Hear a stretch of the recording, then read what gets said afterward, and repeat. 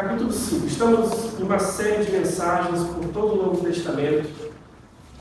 E logo chegaremos no Antigo e no Novo também. Voltaremos para o Novo. Tem muita coisa para falar. Tem muita mensagem que Deus quer falar no nosso coração. E eu tenho certeza que hoje não será diferente. Deus irá falar com você. Hoje eu quero trazer um tema, um reino para todos. Um reino para todos. Esse reino, o reino de Deus. Quando João Batista e Jesus ele começou o seu ministério, ele falou assim: arrependei-vos, porque o reino de Deus chegou. E esse reino, ele é para mim e ele é para você. Esse reino é para todos, através de Jesus. O texto que nós vamos ler e estudar vai falar sobre 3 pessoas. Eu quero abordar essas 3 pessoas. Essas 3 pessoas que foram completamente transformadas pela presença de Jesus. 3 pessoas que iremos mencionar rapidamente nesse capítulo 5. Mas eu quero lembrar vocês de que no Evangelho de Lucas, o tema básico é o que está registrado em Lucas 19, versículo 10. Lucas 19, versículo 10 diz assim: porque o Filho do Homem veio buscar e salvar os perdidos. Vou repetir para você Lucas 19, versículo 10. Porque o Filho do Homem, que é Jesus, ele veio buscar e salvar os que estavam perdidos. Eu um dia estava perdido em mim mesmo, perdido no mundo e no pecado, e eu louvo a Deus porque Ele me encontrou. Não fui eu que o encontrei, Ele me encontrou, Ele veio me buscar, porque a palavra diz que Ele me amou primeiro. E eu sendo transformado por esse amor, agora eu posso também amá-lo. Amém, irmãos? Você um dia estava perdido. Você um dia estava perdido em você mesmo, em seus desejos, em seus prazeres, no pecado em si. Mas um dia, Jesus se revelou a você. Um dia você então conheceu esse maravilhoso amor. Amor que lança fora todo medo, que restaura, que liberta, que cura, que perdoa. Então você que estava perdido agora foi achado. E esse amor veio sobre você, transformando você por inteiro. E agora esse amor, como Paulo diz, que é um amor tão grande, tão exagerado, tão extraordinário, ele deve nos constranger. O amor de Deus deve constranger você todos os dias. Todos os dias você deve olhar pela manhã e levantar, mas um dia Ele me concede um dia de vida, e Ele me salvou, e pelo que Ele fez por mim na cruz, eu tenho livre acesso a Ele, e eu tenho vida eterna em Jesus. Lembre-se disso. Você precisa ter consciência de que um dia você estava perdido, em um destino e um caminho ao inferno e à destruição, e Ele te achou, Ele te encontrou. E agora você tem o seu nome escrito no livro da vida, não pelos seus méritos, não é pelo que você faz ou o que eu faço, não, é pelo que Ele fez, amém? Isso é a graça. Mas a graça, ela também requer um compromisso, um comprometimento, que é a cruz. Não existe graça e vida cristã sem cruz. É negar-se a si mesmo pelos seus próprios desejos e prazeres e poder viver completamente para Ele. É por isso que ele diz, e o Evangelho de Lucas, ele retrata como principal foco, o tema é: o Filho do Homem veio salvar e buscar os perdidos. Amém. E você que foi achado agora, Jesus olha e diz: você quer me seguir? Eu te encontrei, você deseja me seguir? Você não está sendo obrigado a isso, mas lembre-se, se você então deseja me seguir, negue-se a si mesmo, pegue a sua cruz e siga-me. E faça o mesmo. Se você foi achado, agora a grande missão que Ele nos confia é, junto com Ele, encontrar outros que estão perdidos aí fora. Talvez na sua casa, talvez no seu trabalho, na sua vizinhança, entre seus amigos de relacionamento. Quantos estão perdidos? E você tem a mensagem das boas novas para apresentar o Jesus que está buscando eles para salvar e libertar de seus próprios prazeres e de uma vida de pecado. Que eu e você, como em mensagens anteriores, como aquela mensagem que foi ministrada, qual é a sua missão? A nossa missão é participar da missão de Deus. E qual é a missão de Deus? Salvar o mundo, encontrar os perdidos. E é por isso que ele disse que esse reino é para todos. Jesus faz toda a diferença na nossa vida, na minha vida. Amém. Jesus faz diferença, fez diferença e tem feito diferença na sua vida, sim ou não? Ou ao se encontrar com Ele, a sua vida continua do mesmo jeito. Se você diz conhecer a Jesus, mas sua vida continua um mar de tristeza, um mar de angústia, um mar de depressão, algo ainda não aconteceu. Você ainda não entendeu. Porque quando Jesus entra, Ele transforma tudo, Ele muda tudo, Ele quebra por completo aquela estrutura velha e Ele cria uma nova, cheio de alegria. E nós que éramos um poço de água suja, Ele quebra esse poço, Ele brota em nós uma fonte de água viva, limpa, que restaura tudo. Amém. Não tem como, mesmo que um cristão, mesmo que eu e você, venhamos a passar por aflições, porque Jesus mesmo disse: no mundo nós teremos e passaremos por aflições. Mas o que Ele disse? Tem de bom ânimo, porque se eu venci, nós também venceremos. Aleluia! Glória a Deus. Em Jesus, Amém. temos a força para prosseguir. Glória a Jesus. Salmos 23 diz: mesmo que eu ande pelo vale da sombra da morte, não temerei mal algum, porque Tu estás comigo. Aleluia! Glória a Deus. Amém. Não temos nada o que temer, como Ele está junto de nós. Amém. Amém. E esse reino de Deus é para todos. Ele é para todos. Vamos para o texto então. Eu quero apresentar para você a primeira pessoa que teve a vida transformada por Jesus ao seu encontro. A partir do versículo 12. Lucas capítulo 5, a partir do versículo 12 até o 16. Vai falar de um homem que não cita o nome. E é chamado, talvez na sua Bíblia, possa estar escrito o leproso, ou o encontro de Jesus com o leproso. Eu quero ler o texto até o versículo 13, depois iremos continuar. Diz assim a palavra, a partir do versículo 12, do capítulo 5 de Lucas. Num povoado, Jesus encontrou um homem coberto de lepra.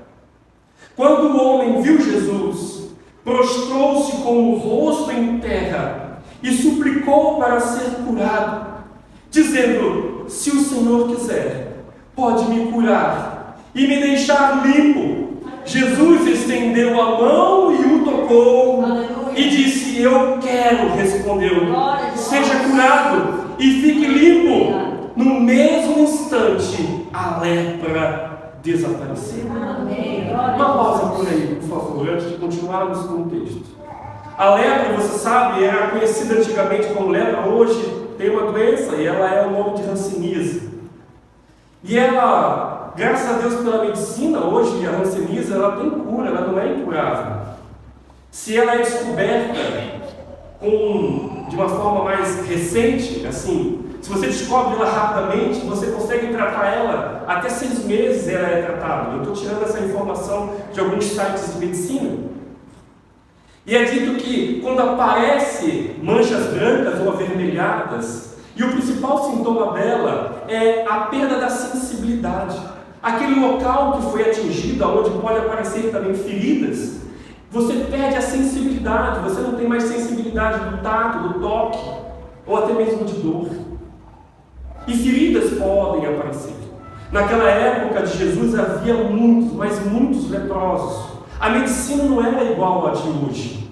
E o que eles faziam para não ter alastrar essa doença? Porque muito é pela saliva, ou até mesmo pelas lágrimas, ou pelo toque em si.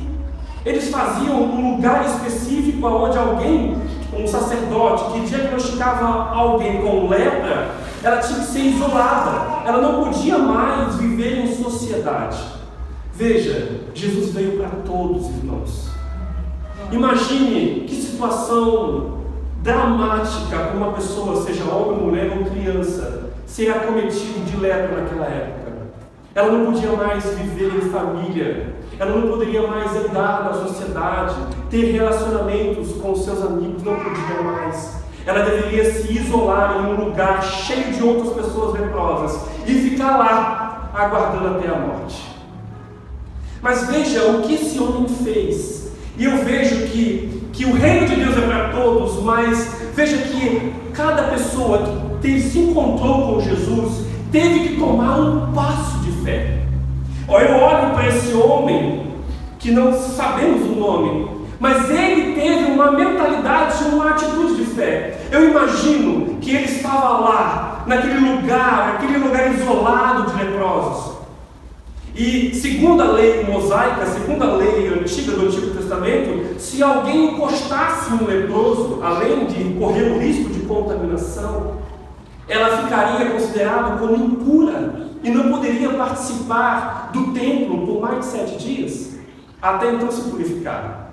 Então esse homem, eu imagino que esse homem leproso, vendo agora o manifestar da missão de Jesus naquela região toda, eu imagino que a notícia de Jesus, que se declarava o Filho do Homem, aquele que veio salvar os perdidos, aquele que veio curar aqueles que estavam doentes, aquele que veio para trazer liberdade aos oprimidos e aqueles que estavam cativos por Satanás. Aquela notícia chegou, eu imagino, naquele lugar de leprosos. Eu não sei dizer quantos haviam lá, mas eu sei dizer que esse homem, ele teve uma mentalidade de fé, uma postura de fé, porque ele não podia estar ali no lugar de sociedade. Ele ouviu falar de Jesus, ele se diz o Filho de Deus, e ele está pregando as boas novas do reino. Se eu continuar aqui nesse lugar, eu vou morrer sem me encontrar com esse Jesus e sem ter acesso a esse reino. João Batista disse que esse reino é para todos. Ele também começou o ministério dizendo que esse reino é para todos. Esse homem deve ter pensado, agora estou conjecturando, ok? Esse homem deve ter pensado, esse reino também então é para mim. Eu fui acometido de lepra, sim, mas esse reino também é para mim. Ele deve ter saído daquele lugar. Eu imagino que ele deve ter se escondido o máximo, porque se ele saísse, sabendo que não poderia estar em sociedade, ele corria o risco de vida, de ser apedrejado, se alguém sacerdote religioso o encontrasse. E então ele toma uma postura de fé. Imagino que ele deve ter ficado todo coberto para não ser identificado como um homem leproso. E ele então começou a procurar aquele que poderia salvá-lo, aquele que poderia restaurá-lo. Aleluia. Olha que maravilhoso. E o texto lá, vou repetir o versículo: em um povoado onde ele não podia estar andando, Jesus então encontrou um homem, imagina que ele está coberto de lepra. Quando o homem viu Jesus, o que ele faz? Olha o que esse homem faz. Ele se prostra e adora ao Senhor. Ele se prostra e adora e suplica: Senhor, se o Senhor quiser, o Senhor pode me curar e me tornar limpo. Veja o que Jesus faz então. Olhando então aquele homem excluído da sociedade, excluído do meio familiar, cheio de fé, se encontra com ele, aquele que veio com missão para curar e salvar e restaurar. Ele se prostra diante de Jesus e fala: Senhor, o Senhor é a minha única esperança. Se eu ficar lá naquele lugar de leprosos, eu irei morrer. Eu não encontrei a resposta e a solução na medicina da atualidade. Mas eu ouvi falar que o Senhor é aquele que cura, que restaura. Eu ouvi falar que o Senhor é o Messias, aquele homem prometido pelos vários profetas, que viria para trazer liberdade, e cura, e restauração e salvação. Então ele disse: se o Senhor quiser, o Senhor pode me limpar e me curar. Glória a Deus. Imagina a fé daquele homem, aqui é a única esperança. Quantos estão aí hoje desesperançados? O nível, você olha, a taxa de suicídio aumenta a cada dia. E eu me preocupo dizendo que até no meio de pastores há uma taxa de suicídio crescente. Que nível é esse de desesperança que chega ao coração do ser humano hoje ao ponto até mesmo de cometer um ato assim de suicídio? Pessoas estão entrando em um ciclo de depressão e, é claro, sabemos que depressão é uma doença, mas nós como igreja precisamos, irmãos, estar atentos a isso. Pessoas lá fora estão desesperançadas e muitas vezes estão do nosso lado. Precisa encontrar em nós o que esse homem encontrou em Jesus: a restauração, a cura e a salvação, a restauração da dignidade dignidade humana, a restauração da vida dele e principalmente a cura e a salvação. E o interessante do texto é que quando aquele homem se prostra e Jesus o olha, Jesus diz assim: eu quero, e Jesus toca nele. Irmãos, lembre-se que eu disse, Jesus era 100% Deus e 100% homem, e ele, ao tocá-lo, ele poderia ali, talvez algumas pessoas poderiam pensar, ele estaria ali, podendo até mesmo ser acometido daquela doença, mas você acha que Jesus ligou para isso? Não! Ele tocou naquele homem.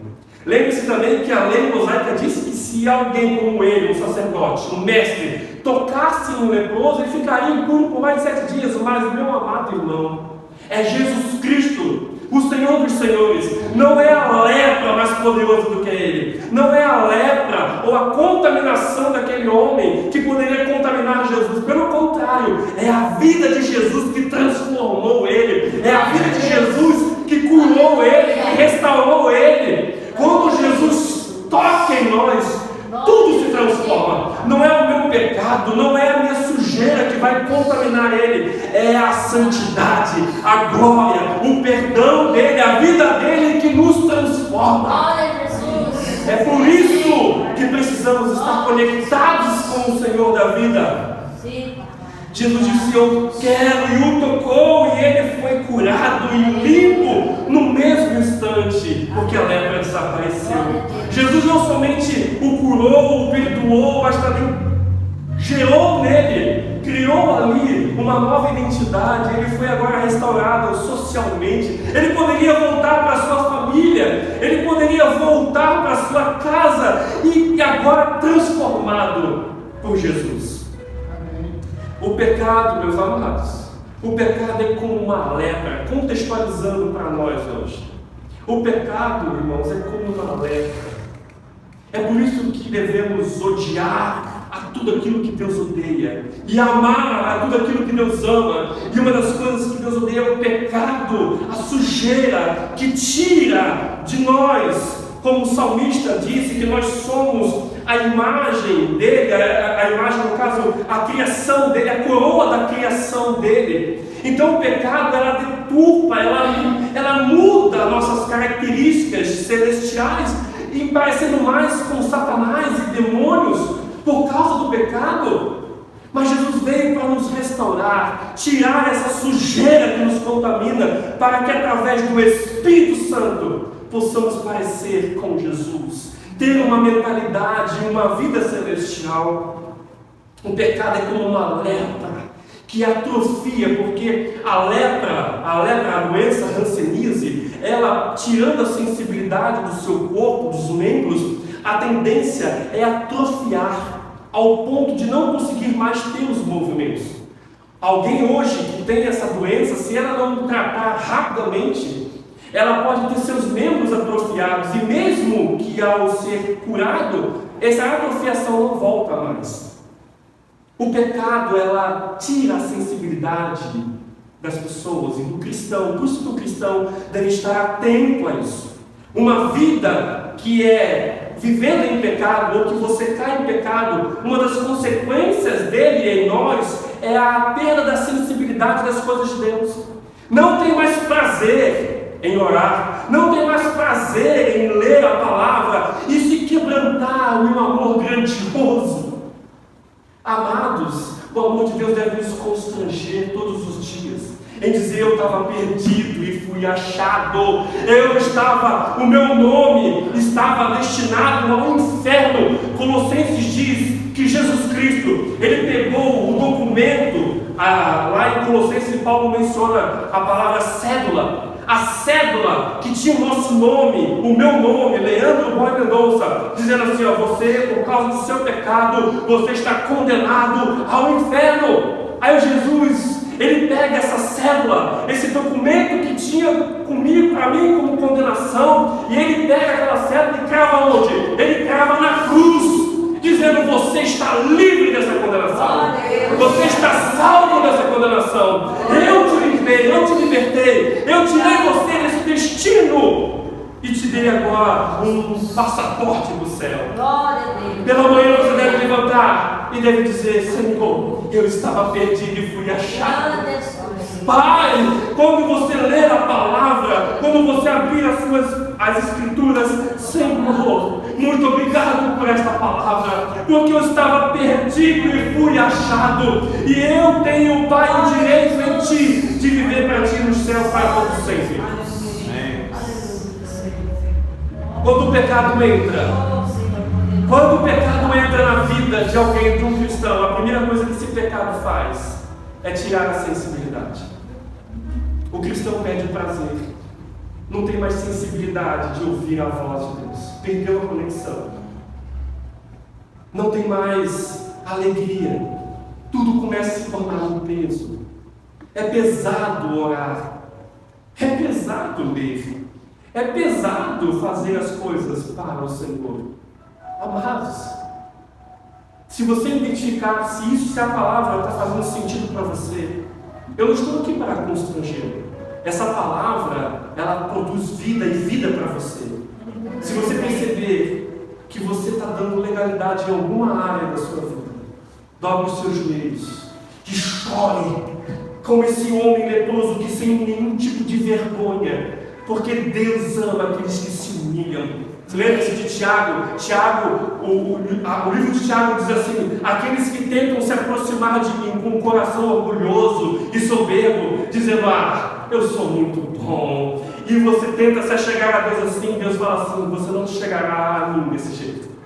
Mas a Bíblia fala assim, mas aqueles que se humilham, aqueles que se quebrantam, me encontrarão, se chegarão a mim. Meus amados, quando aquele homem viu a necessidade dele, então ele se colocou diante do Senhor, então ele teve a restauração. Se você entender que algo acusa você, se há um pecado que está tirando a sensibilidade de você ouvir a Deus, de você ter prazer em Deus, alegria em Deus, dobre os seus joelhos com muita humildade e quebrantamento e peça perdão a Ele. E eu tenho certeza que a alegria do Senhor virá sobre você, o perdão virá sobre você, e você novamente desfrutará dessa alegria transbordante que é a vida com Deus. Glória a Deus. Jesus, ao tocá-lo, ele não se fez impuro, porque Jesus é o Senhor dos senhores. Continuando o texto, a partir do versículo 14, diz assim então Jesus o instruiu a não contar a ninguém o que havia acontecido. Vá e apresente-se ao sacerdote, para que ele o examine. Ordenou. Leve a oferta que a lei de Moisés exige pela sua purificação. Isso servirá como testemunho. Mas as notícias a seu respeito se espalharam ainda mais, e grandes multidões vinham para ouvi-lo e para ser curados de suas enfermidades. Sabe o que aconteceu aqui, meus irmãos? Após esse homem ser curado, Jesus fala assim, não fala para ninguém não, procura um sacerdote e faça ali a apresentação da oferta para que ele te examine e sirva de testemunho de que o Senhor curou você. Mas o texto diz que aquele homem, ali está aqui, meio subliminar no texto, que aquele homem não ficou calado. Ele espalhou a notícia para todo mundo que ele conhecia. Eu conheci o Mestre, o Senhor dos Senhores, Jesus, que cura, que liberta, que me curou da minha lepra. E o texto diz que muitos vieram até Jesus para ser curados. Veja, quando Jesus toca a sua vida, há uma missão agora a cumprir. Você se torna um testemunho fiel daquilo que Jesus fez na minha vida e na sua vida. Não tem como você ser tocado por Jesus e continuar calado na sua vida normal. Seria incoerente aquele homem ser tocado por Jesus e voltar para a zona dos leprosos. Não foi o que ele fez. Ele foi e pregou a palavra para onde ele estava. E o texto diz que multidões vieram para ouvi-lo, para ser curados de suas enfermidades. No versículo 16, fique atento. Esse é o segredo da missão de Jesus. Olha o segredo da missão de Jesus e é o nosso segredo também. É por isso que não podemos negligenciar a nossa vida de oração, irmãos. Sem oração, como já é dito, sem oração, sem poder. Sem oração, sem poder. Uma igreja que não se... nós temos duas funções para orar. Duas funções. Primeiro, você ora no seu momento particular. Lá você deve orar e clamar a Deus, sim. Mas, irmãos, há a importância da oração como igreja, Quando você busca a Deus em oração, no seu TSD, no seu particular, TSD é tempo a sós com Deus, no seu momento a sós com Deus, ali você espera a recompensa de Deus, como está escrito em Mateus 6,6, que é a presença dele, te dando autoridade. Mas quando a igreja se une para orar, é uma igreja junta orando por um propósito maior, que é cumprir a missão. Uma igreja que tem deficiência em cumprir a missão de levar o Evangelho é uma igreja que não se reúne para orar. Nós estávamos falando isso na escola bíblica. E aí eu olho, irmãos, a nossa igreja é uma bênção. A nossa igreja é maravilhosa e ela tem crescido em unidade, mas agora falta um passo além que precisamos dar. E esse passo, irmãos, começa justamente na oração. Eu até convido aos irmãos europeus, eu sei que não é tão simples aos irmãos sempre virem. De repente, se os irmãos criarem uma estratégia dos encontros de oração, os irmãos orarem lá por facilitar, vamos criar essa sintonia de oração no mesmo horário, no mesmo dia, orando juntos. Se caso assim facilitar, para que os irmãos europeus, apesar que, eu acho incrível isso, apesar que nos encontros de oração aqui da nossa igreja, o maior número de pessoas que estão aqui são de europeus. A igreja que ora juntas, ela cria uma consciência de missão. A missão é essa: pregar o Evangelho e transformar uma sociedade perdida e caída lá fora. Amém. Veja, versículo 16, qual é o segredo? Diz assim: ele, porém, se retirava para lugares isolados a fim de quê? De orar. Estamos falando do Senhor dos Senhores, Jesus Cristo, o Filho de Deus, Ele que desceu do seu trono de glória e veio habitar entre os homens. Se Ele todos os dias se isolava para orar, e eu e você, meros humanos pecadores, e não oramos, eu imagino que é muita soberba. Se Jesus orava, se eu e você não fizermos isso, irmãos, estamos perdidos, lascados. Esse era o segredo da missão de Jesus. Ele, porém, se retirava para lugares isolados, a fim de orar. Salmos 25:14, olha o que esse Salmos 25:14 é poderoso, fala. Não precisa abrir, deixa eu ler para você. Diz assim, ó: os que temem o Senhor. Olha o que o texto de Salmos fala. Os que temem o Senhor terão o privilégio, não é pesado, não é pesar, é o privilégio, consciência de quem Deus é. É um privilégio para mim estar com Ele. Veja, os que temem ao Senhor terão o privilégio de entrar em sua intimidade, e Ele, o Senhor, lhes dará a conhecer a sua aliança. Amém. Você quer ter intimidade com Deus, mas não tem vida de oração? Nunca terá. Você quer ter intimidade com o Senhor e quer conhecer, como diz lá Jeremias 29, eu sei os planos que tenho para a sua vida, diz o Senhor, planos de bênção, planos maravilhosos. Você quer descobrir? Quero! Então venha para o lugar de intimidade, venha para o lugar de oração, e eu revelarei a minha aliança para você, eu revelarei os meus planos que tenho para você. É neste lugar que você vai encontrar a sua verdadeira identidade. Mas teve mais um homem que foi transformado e impactado pela vida de Jesus. Jesus fez a diferença na vida do leproso, mas também fez a diferença na vida de um homem, a partir do versículo 17, que também não sabemos o nome, que é também chamado agora ali paralítico. Mais um homem que foi alcançado para o reino de Deus. Veja, eu vou ler só alguns versículos, não vou ler todos, do 18 ao 20 somente. Alguns homens vieram carregando, em algumas versões vai estar escrito que são 4 homens. Alguns homens vieram carregando um paralítico numa maca. Tentaram levá-lo para dentro da casa, até Jesus, mas não conseguiram por causa da multidão. Então subiram ao topo da casa e removeram uma parte do teto. Em seguida, baixaram o paralítico na maca até o meio da multidão, bem na frente dele. Ao ver a fé que eles tinham, Jesus disse ao paralítico: homem, seus pecados estão perdoados. Novamente eu vejo uma atitude de fé para que o milagre acontecesse. Aquele homem leproso, ele só viu o milagre porque ele teve uma atitude de fé.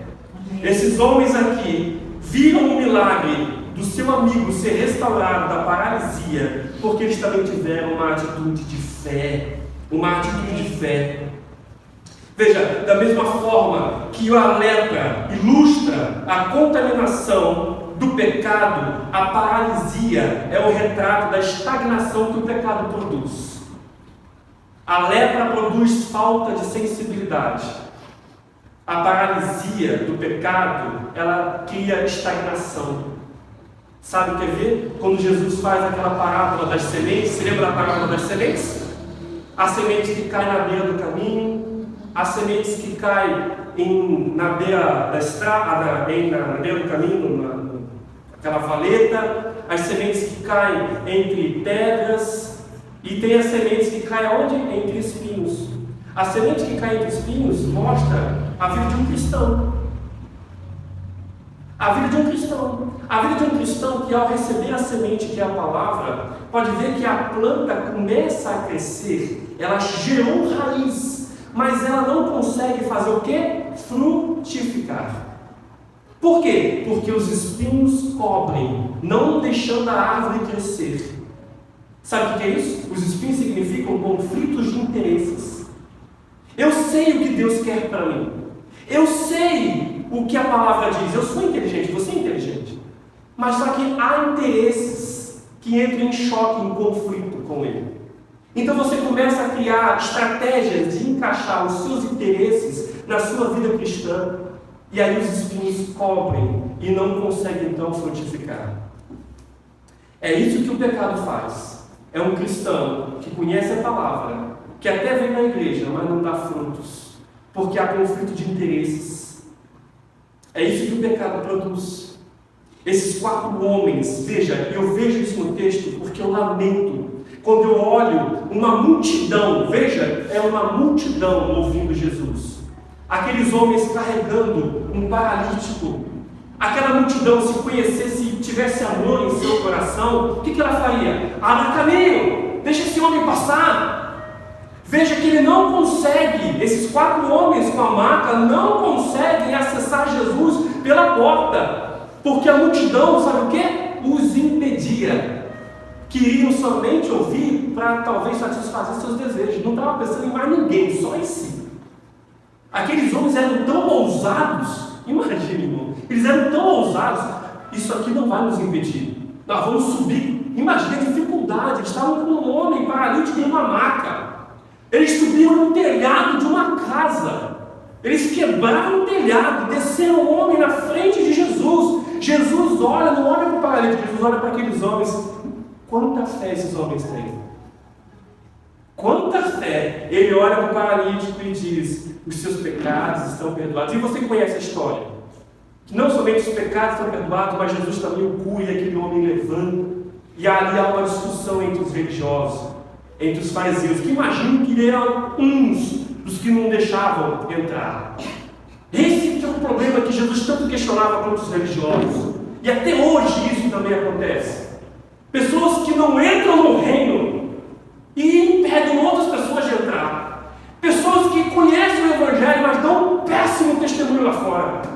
As pessoas não vêm para a igreja, ou não têm acesso, não têm nenhum tipo de interesse de buscar a Deus, porque olha talvez para pessoas, e eu espero que nunca aconteça aqui, que olha para a pessoa e fala assim: quer ser crente igual a ele? Ou igual a ela? Eu não acho, eu prefiro ficar onde eu estou. Se ser cristão é igual a isso, se ser cristão é ser desse jeito, eu não quero. Devemos estar sempre atentos a não ser aqueles tipos de pessoas que impedem o acesso de outros a encontrarem Jesus.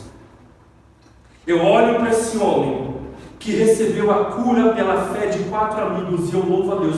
Irmãos, que você tenha amigos assim, que você tenha amigos ao seu redor que te levam a Jesus, custe o que custar. E que você também seja amigo assim de alguém que vai conduzir pessoas a Jesus. Amém, irmãos? Amém. Que você seja aqui pessoas que não importam a dificuldade. Veja, nós falamos aqui também na escola bíblica. Irmãos, esses 4 homens não mediram esforços para levar o seu amigo até Jesus para receber a cura e a restauração. Que eu e você faça a mesma coisa. Aos seus amigos perdidos que estão longe, que você não meça esforços para conduzir essas pessoas até Jesus. E eu quero finalizar com o último homem que foi completamente transformado e impactado por Jesus. Ele veio do velho ao novo, a partir do versículo 27. Ele era um cobrador de impostos. E dos três, ele é o único que cita o nome. Diz assim, a partir do versículo 27. Depois disso, Jesus saiu da cidade e viu um cobrador de impostos, chamado Levi, sentado no local onde se coletavam impostos. Siga-me, disse-lhe Jesus. E Levi se levantou, deixou tudo. Você pode repetir comigo? Deixou tudo e o seguiu. Mais tarde, Levi ofereceu um banquete em sua casa, em honra de Jesus. Muitos cobradores de impostos e outros convidados comeram com eles, mas os fariseus e mestres da lei se queixaram aos discípulos: por que vocês comem e bebem com cobradores de impostos e pecadores? Jesus lhe respondeu: as pessoas saudáveis não precisam de médico, mas sim os doentes. Não vim chamar os justos, mas sim os pecadores, para que se arrependam. Levi, você sabe que Levi é o apóstolo Mateus, aquele que escreveu o Evangelho de Mateus. Levi, ele era um cobrador de impostos. Ele era um outro homem, que esse tinha dinheiro, mas ao mesmo tempo eu imagino que ele não tinha paz. Talvez você possa conhecer pessoas que estejam extremamente bem-sucedidas, com muito dinheiro, que talvez sejam muito famosos, que tem dinheiro, que tem fama, mas não tem alegria. Quantos famosos você já viu em notícias que se suicidaram, que morreram por overdose, porque não tinham esperança na vida mais? As riquezas não produzem isso. Esse homem era um homem provavelmente rico, porque ele era coletor de impostos, e ele tinha uma visão dos judeus muito ruim, porque ele era visto como um traidor da nação, porque ele estava ajudando justamente os romanos, que estavam ali massacrando o seu próprio povo. Da mesma forma como os leprosos não tinham uma vida social saudável, com certeza esse homem também não. Ele estava ali na coletoria. Jesus olha para ele e disse: Levi, venha, siga-me. Disse-lhe Jesus. Então Levi levantou. Veja, um homem desesperançado. Ele não questionou: mas o que eu vou ganhar com te seguir? Ele não pensou duas vezes. Quando Jesus falou assim: Levi, eu te vi. Talvez você que está assistindo, está sendo gravado, Jesus tem visto você. E Ele chama você: venha e siga-me. E aí, o que ele fez? Ele levantou-se, deixou tudo e o seguiu. Ele saiu do velho para uma novidade de vida. E sabe o que esse homem fez? Veja qual é a consequência de quem é transformado. Olha só, veja que é muito parecido. O leproso, quando ele foi transformado, ele pregou para multidões. Quando aquela mulher samaritana de João 4, quando ela foi transformada, ela evangelizou toda a Samaria. Quando o eunuco da Etíope, quando ele teve um encontro com Filipe e foi transformado por Jesus, a palavra diz que toda a Etiópia conheceu o evangelho através daquele homem. Quando esse homem, Levi, foi transformado por Jesus, olha o que ele faz logo em seguida. Ele faz uma festa de banquete em honra a quem? A Jesus. E ele chama quem? Só os crentão? Quem que ele chama? Ele chama os seus amigos, aqueles que estavam perdidos também. Vem cá, meus amigos, eu estava perdido, você também está, né? Mas eu fui achado. Vem cá, eu tenho a resposta para você, eu tenho a solução. Venha ouvir o mestre que me chamou, venha ouvir o mestre que me restaurou, venha ouvir o homem que é o Senhor dos Senhores, que pode trazer vida. Ele chamou todos os seus amigos. Quem ficou furioso? Veja no texto, quem foi que ficou furioso e não gostou? Quem? Os religiosos. E é justamente esses que não entram no reino e impedem outros de entrar. E Jesus veio: eu não vim para você, quer dizer, eu não vim para os aqueles que se dizem justos. Se vocês acham que são justos e que alcançarão salvação por vocês mesmos, eu não vim então para vocês. Eu vim para aqueles que reconhecem que estão perdidos. Porque eu vim para trazer perdão para aqueles que são pecadores, que vão se arrepender. Eu quero concluir aqui. Eu já quero convidar você a ficar de pé para nós orarmos. E concluindo, eu quero dizer para você o seguinte: a vida com Jesus não é uma vida de regras. Não finaliza ainda não, tá? A vida com Jesus não é uma vida de regras, de pode e não pode. Isso é religiosidade morta e sem alegria. A vida de Jesus em nós faz toda a diferença, né, irmãos? A vida de Jesus em nós faz toda a diferença. É uma celebração de alegria, paz e satisfação em qualquer situação. Vou repetir: a vida de Jesus em nós faz toda a diferença. É uma celebração de alegria, de esperança, de satisfação em qualquer situação. Em qualquer situação. Alguém que vive, viver o Evangelho, eu não posso isso, não pode aquilo, pode isso, para com isso. Não é isso, é religiosidade. O religioso tenta oprimir a si mesmo e as pessoas com regras de pode ou não pode. Você não pode isso, não pode aquilo. Não, Jesus não veio fazer isso. Ele veio para trazer liberdade. É uma liberdade que traz alegria, esperança, celebração da vida. Amém, irmãos? Que você saia daqui com essa esperança. Que você saia daqui com essa certeza de que você foi alcançado por Jesus. E que a vida de Jesus na minha vida e na sua faz toda a diferença. Porque se ainda não fez, provavelmente você ainda não teve o encontro ainda. E hoje pode ser o dia, se assim você quiser. Vamos orar então? Feche seus olhos. Senhor, Pai, obrigado, Senhor, porque o Teu reino é para todos. Para todos aqueles que desejam. Para todos aqueles que reconhecem seus pecados, suas lepras, suas necessidades. E colocam diante de Ti as suas próprias vidas. E dependem totalmente de Ti. Senhor, obrigado, Pai, porque o Senhor morreu na cruz em nosso lugar, porque o Senhor trouxe a nós o acesso ao reino dos céus. Senhor, em nome de Jesus, se há alguém aqui neste lugar que ainda não tem essa alegria, que não tem aqui essa esperança, que não encontrou ainda essa satisfação de vida, Deus, que hoje seja dia de salvação, que hoje seja dia de restauração, que hoje seja dia de um toque transformador do Senhor sobre nós, Pai. É o que pedimos. Senhor, Pai, em nome de Jesus, que todos aqui neste ambiente possam ter a certeza de ter um encontro contigo, um encontro transformador que é gerado por Ti, Senhor. Pai, te agradeço em nome de Jesus. Amém e amém e amém. Amém? Você pode aplaudir o Senhor?